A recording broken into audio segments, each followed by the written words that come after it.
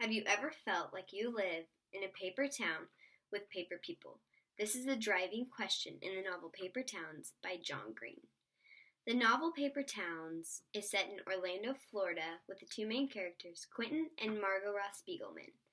Quentin and Margot were once childhood best friends until finding a dead body in a park when they were just children. Since then, they have started to grow apart, and the book is set in their senior year in their last week in high school. Margot is part of the popular crowd, and while Quentin, he is not. So it is a shocker when Quentin's love, Margot, climbs into his window at nearly 12 on a random school night and says, "I need your car." As stunned as Quentin is, he agrees to take Margot on whatever it is that her adventure is planned. He's sure that it'll be fun.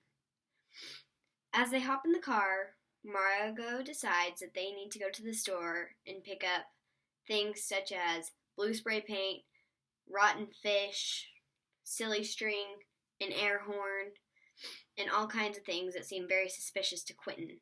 As they go along in their adventure on this random school night in their last week of their senior year, Quentin realizes this is a revenge plot against a few of Margot's enemies.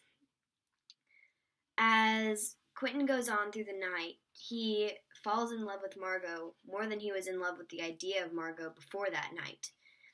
And he gets home late that night and is wondering what he will say to Margot. What will Margot act like tomorrow morning at school? Will she say anything to me? What will I say to her? Well, he doesn't ever get that opportunity because the next morning, Margot doesn't show up to school as normal. Or the next, or the next, or the next. Margot's parents don't really seem to care very much that Margot has disappeared. She's done it before. She'll come back when she wants to. She's an adult now. She can make her own decisions. So Quentin takes it upon himself that he has to find Margot. Well, Margot has left clues behind as to where her whereabouts are. And as the novel goes on, Quentin and his friends end up packing up the minivan and going on a wild adventure to find the Margot Ross Spiegelman.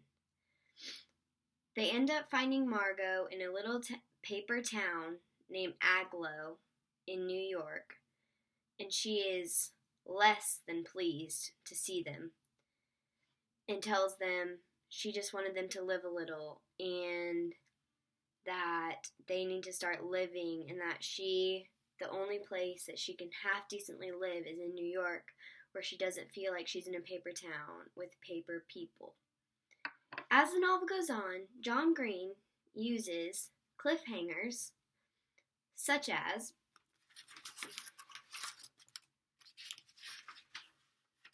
he said it would be a great summer. I agreed. It was May 5th, but it didn't have to be. My date has a pleasingly identicalness about them. I had always liked that. I liked the routine. I liked being bored. I didn't want to, but I did. And so May 5th could have been any day until just before midnight, when Margot Ross Spiegelman slid open my screenless bedroom window for the first time since telling me to close it 9 years before. This is right before Margot decided that Quentin would be her partner in taking on the revenge of her enemies. And then as the novel goes on, John Green uses foreshadowing to almost give clues to the reader about Margot's whereabouts, as Quentin is also finding them. This novel I would highly recommend to probably teen girls such as myself, because I really enjoyed it.